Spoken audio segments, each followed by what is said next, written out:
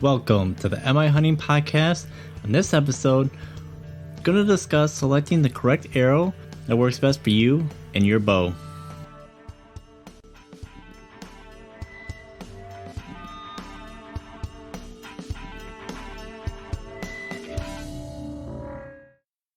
Alright, hello everyone. This is the Am I Hunting Podcast. And yeah, this episode, just going to dive into a little bit about selecting an arrow and kind of what's things that I take in consideration when doing a new arrow build or wanting to work on my arrow setup. Do want to mention a couple of things. It is turkey season right now, so congratulations to those that have already found success. For the rest of you, you still got some time left before the first season is wrapped up, and then the second season will be starting up shortly. And of course, we'll have the third and final season after the 1st of May through the end of May there. So again, I don't know if I'm going to do much turkey hunting now. My oldest daughter did say that she wants to give it a try this year, but we'll see as the time comes if she's willing to put in the work to go after them. So first we got to do some scouting, make sure that and then ultimately seeing on the day that we decide to go hunting if she's willing to get up in the morning to beat those birds off the roost. And then starting this weekend, we've got some of the fishing seasons opened up. I've kind of discussed this once before already. So the trout opener is this weekend. Again, I mentioned it to my kids that those fishing seasons were opening up, and they were quite excited of the prospect of going out on the lake again and doing some more fishing. So I got a feeling we're going to do more of that than going after the turkeys, and I'm okay with that really because turkeys are fun. I always hope to get one every year, but it's certainly not high on my priority list as it is in comparison to fishing as well as prepping for whitetail season.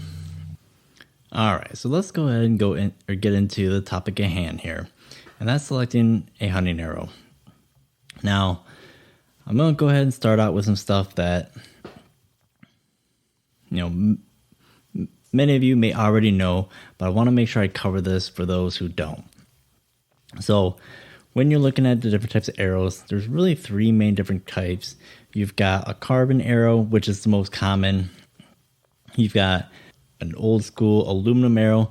That all it is this aluminum shaft. A lot of the old compound arrows were that style for a very long time.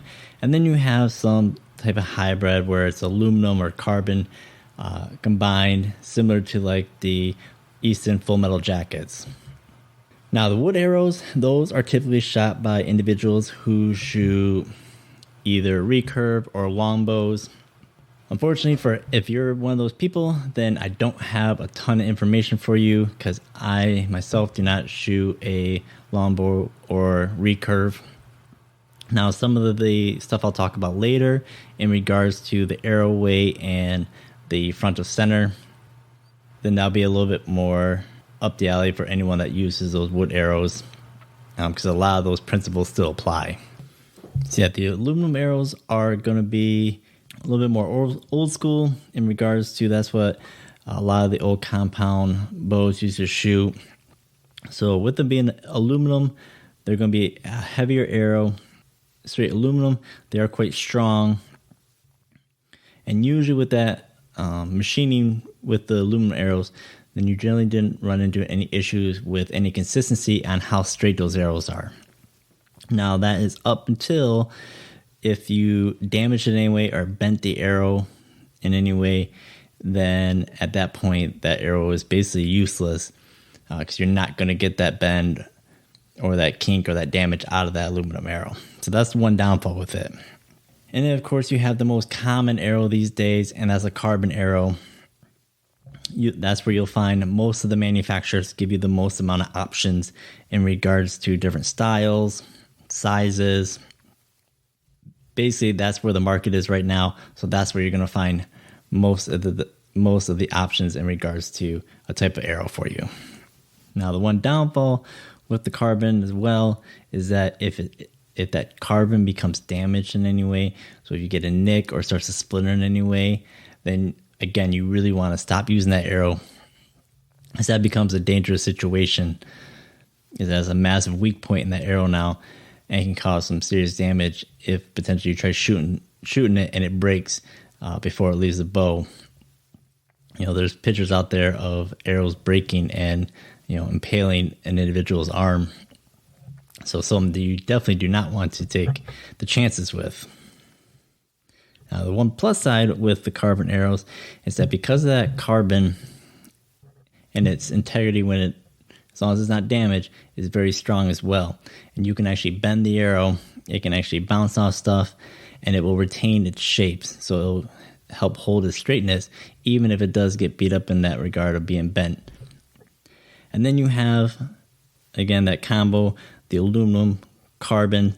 So typically what you'll see with that is a carbon insert or inner portion of the arrow, and then an aluminum shell over the rest of that carbon. So again, you're looking at a heavier arrow because of that added aluminum on top, and it reinforces that carbon. So again, the one downfall with that aluminum outsert portion, if it does become bent, then you're not going to have that straight arrow anymore, and it's going to give you issues. The other downfall with it is that it can get to be a very, very heavy arrow very quickly. So depending on what you're looking for in regards to speed or weight, then that's going to really increase the amount of arrow weight very quickly, because they're generally heavier arrows to begin with. All right, so before we get diving into too much of the details, I do want to cover some of the terminology or some of the things that get thrown out there. I want to make sure we're clear on what we're talking about. So the very first one, you'll hear people talk about the spine, or the spine of the arrow, or to make sure you have proper spine. What that spine is essentially the strength of the arrow to retain its straightness. So what that spine is the ability of the arrow to maintain its straightness, essentially, when put under pressure, especially. So as you're shooting the bow, especially under a compound bow, there's a tremendous amount of energy, and as that arrow, or as that bowstring pushes that arrow, because of the added weight of the tip of the arrow, that arrow will actually bend a little bit before it starts to take off. And if you have that spine too weak for your setup, then you run the risk of that arrow potentially breaking upon executing the shot, or you're going to see some really bad arrow flight because it's spending too much time trying to recover from too big of a bend. So typically, to think about it, if you have an under-spined arrow or an arrow that's too weak for your setup, then that's potentially dangerous. Now, if you have it over-spined or an arrow that's too stiff, then you may run into some flight issues, because you do want that arrow to have this a little bit of flex in it when you are shooting it. So with all that being said, always follow the manufacturer's recommendation to the correct spine for the amount of bow poundage and point weight, or essentially the amount of weight on the tip of the arrow, and make sure that you size that up correctly when selecting the arrow of your choice. And then the next one I'm going to talk about is how they look at arrow weight, and that's measured in grains.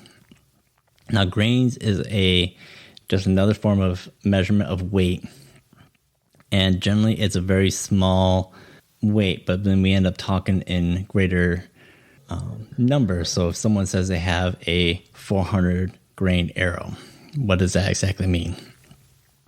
So that's just the measurement of the arrow. Now, for a grain, to equal an ounce, it's 437 grains. So, like I said, even though you're talking about a lot of grains, it's still relatively lightweight. So when you talk about arrow weight or the weight of the components, it's always going to be calculated in grains. So let's go ahead and dive into, so you've decided to pick whether you're going to go with a wood, aluminum, or carbon, or a combination. One of the other major options that you'll run into is the different sizes of the arrow. Now, when we're talking about sizes, that's going to be the diameter of the arrow, or how big around that arrow is. Now, there's really 3 different sizes that I'm going to really cover, at least for the hunting realm. Now, if you go into tournament realm, then there's a lot other options where they typically will shoot a very large diameter arrow to be able to get the performance they need in a competition type scenario. But I'm going to focus on more of the hunting applications. So for the arrow sizes, you really have 3 of them. So you've got a standard, which is pretty common. It's basically your average size arrow. That's going to be most common. So again, you'll see most of the manufacturers have a relatively similar arrow size that would be considered a standard. Now, there will be some variation slightly between different arrow varieties and manufacturers. There'll be a little bit of variance there on the total size. And then you have a small diameter, which again is going to be just a slightly smaller diameter arrow. And then you have the micro diameter, which are going to be the smallest diameter arrows that you can get. Now, each of these sizes has their advantages and setbacks. So let's go ahead and dive into the standard first. The one nice thing about that standard option is that it's going to give you the most options in regards to the type of arrow that you want, the manufacturer you want to go with, the components you want to go with it. So most of the components that you'll find or the various options of components available will generally fit that standard arrow without any modification or any additional specialty parts to it. Now, the one downfall of them, because they're a larger diameter, the one thing that most people will talk about with the diameter of the arrows is the wind drift, or the effects that wind can have on it. So if there's a cross breeze, how much that wind is able to push the arrow from side to side. And then also in regards to the amount of penetration into whether your target or your game animal. So with that standard diameter, it's going to be most affected by wind, and if you have a direct comparison, then it would have a lower penetration potential due to the added diameter, the added surface area, creating more drag. So then you have the next size down is that small diameter. So these again are going to be slightly smaller in diameter arrows. The idea with them is that they are going to give you less surface area, a bit less of potential for wind drift or a crosswind to blow your arrow off target. And then again, being that smaller diameter, increased potential for better penetration due to that smaller diameter and smaller surface area, creating friction and drag. And then lastly, you have the micro diameter. Now, these are the smallest profile arrows with the less amount of wind drift effect and the best penetration.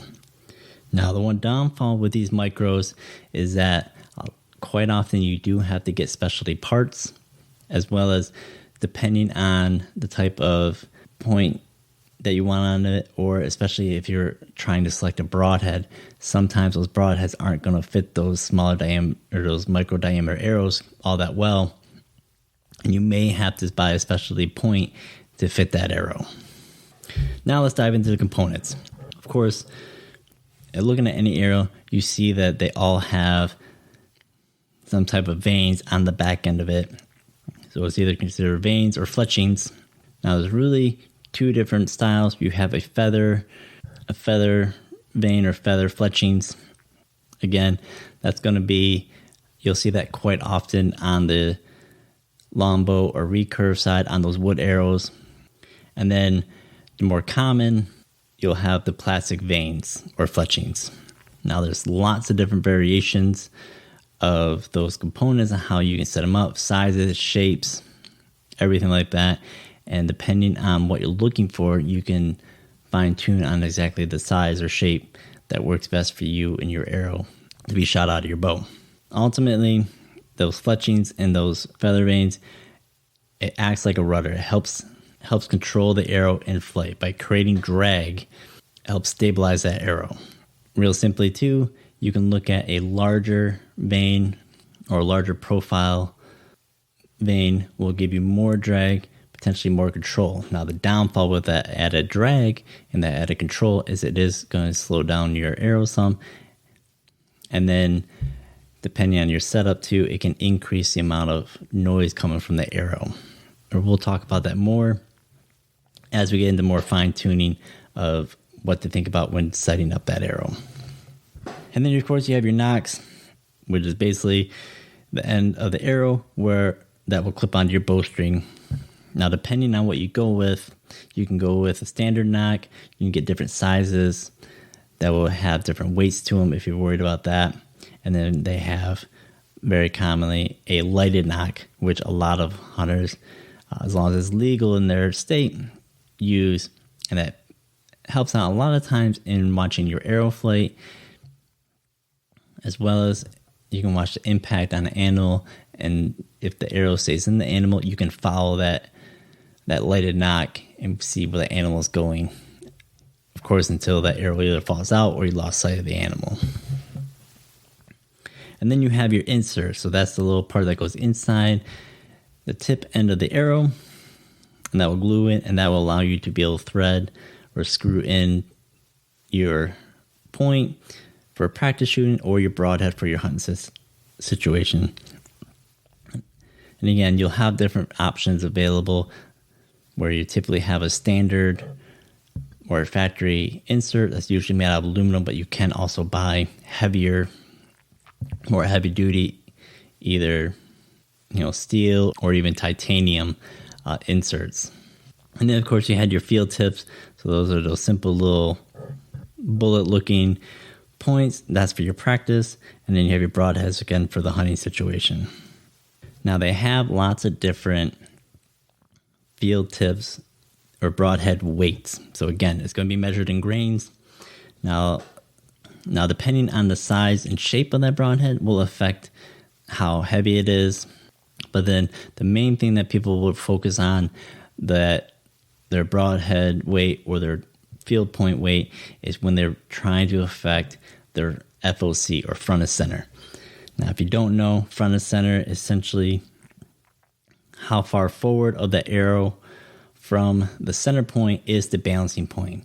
So typically, if you had a perfectly balanced arrow with the same amount of weight in the front and on the back, and you could balance the arrow right in the center, then you would probably have pretty poor arrow flight because there's not one side of the arrow that's really the driving force. So typically, you want a front of center that's more front. Now, there's a big debate right these days about how much front of center is needed. Now, for my personal setup, I found anything between like 10 to, well, right now on my newest setup, it goes all the way up to 18. So that's 10 to 18% ahead of center. And again, going to go into it more in depth when talking about determining how much front of center works best for you and your bow and your arrow setup. So let's go ahead and get into some things to consider when looking at all the options available and deciding what type of arrow and what type of components to put on your arrow. So one of the first things I really think about when it comes to picking an arrow. So I really look at what I'm really looking for. So am I looking for something that's going to have some more speed or be a heavier arrow for better? Well, actually, let me back up some. So there's lots of different opinions as to what you need out of an arrow. There's the idea that you need a light arrow for better speed. Now that speed is going to give you a couple different things. One is going to give you a more flat trajectory of your arrow. So in regards to how much of an arc that arrow will have in flight. A faster arrow will be a flatter shooter. So if you're shooting an arrow and you're shooting it at 20 yards, and if you back up to maybe 25 or 30 yards, then that arrow is still going to end up being relatively close to the same point of impact as that 20 yard, because is moving fast enough where gravity's not affecting it nearly as much and pulling the arrow down, moving it off target. Now, the one discussion that comes up with those speed arrows is that it doesn't carry enough momentum or enough mass to penetrate, especially if it starts hitting a harder material like bone in something like a whitetail. So then you have the other side where you have individuals that are looking for a heavy arrow. Now, again, depending on what your bow setup is and how much what pound bow you're pulling back can affect a little bit of how much weight you really want to. So in regards to a heavy arrow, you really don't start talking about a really heavy arrow until you get into that 500 grain range.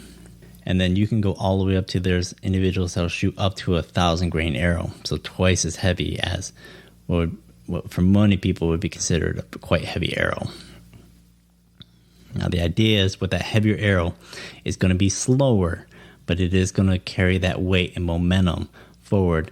And that momentum is what's going to drive that arrow through any harder material or through that animal. And the idea with that is to give you lots of energy for penetration. And then the other thing that people will talk about quite a bit is the amount of front of center.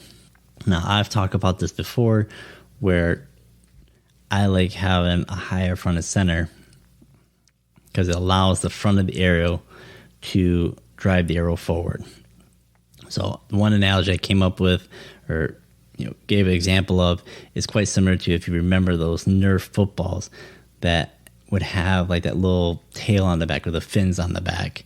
Those were much easier to throw than a standard football because you got all that weight in the front of that football, and then you have that light tail just to kind of help steer it a little bit. I look at FOC or the front of center the same way. It allows the front of the arrow to drive it. So as long as you have the front of the arrow going where it needs you during the shot, then it will drive forward and continue to carry the rest of the arrow behind it. So the next question comes to generally how much, how heavy an arrow do you need to be able to kill an animal such as like a whitetail? Now, if you're looking at, there's a couple ways that people look at it. One, they'll look at the kinetic energy. So that's really, dealing with the weight of the arrow and then the speed of it. Now, basically it takes more consideration of the speed because that part of the speed gets squared. Now, another way to look at it is the number of grains per pound, which I think is a much more accurate way to be able to determine if you're shooting a heavy enough arrow. So what this is looking at, so I'll give an example. So if you have a 500 grain arrow and you're shooting and your bow shoots at 70 pounds, then you're going to end up with 7.1 grains per pound. I recently just read an article about the idea of shooting heavier arrows that the National Deer Association put out. And the author of this article basically broke it down to kind of give you a rough idea of, depending on what you're shooting for bow poundage, it gives you an idea of what you should be looking for in general about how many grains per pound you should shoot. So I'm going to cover that with you right now. So if you have a 70-pound bow, so your draw weight 70 pounds, then you can go with something that is 6 grains of arrow weight per pound. So when looking at your total arrow weight, if you end up somewhere around 6 and you shoot a 70-pound bow, then the idea is that should have plenty of energy to be able to have good penetration. Now, if you drop down to a 60-pound bow, then that increased the number of grains of arrow weight per pound up to 8. And then if you shoot at a 50-pound draw, then you're looking at more at around the 10 grains per pound. Now, again, these are just guidelines, but it gives you an idea of something to look for. And again, I like the grains per pound way of looking at it because it gives you more of an option to be able to fine-tune it and give you a rough guideline that's relatively easy to give you an idea if you're in the ballpark of the correct arrow weight. Now, certainly, You can go above that, or you can go a little bit below that, though that general recommendation there. But that gives you a little bit of an idea of what to kind of expect. So with all that being said, another episode we can dive into a little bit more in depth about making sure that you get that arrow tuned properly, where you find that arrow that shoots the best out of your bow. That's really what's the most important part of doing this arrow tuning. Don't get fixated on the exact arrow weight or front of center or a certain particular speed. There's a lot of playing around or tinkering that you can do that can change the details of your arrow setup based on what shoots best out of your bow. So again, I did a lot of this last year where I had an arrow that I liked, but it seemed like it wasn't shooting as good as I'd like.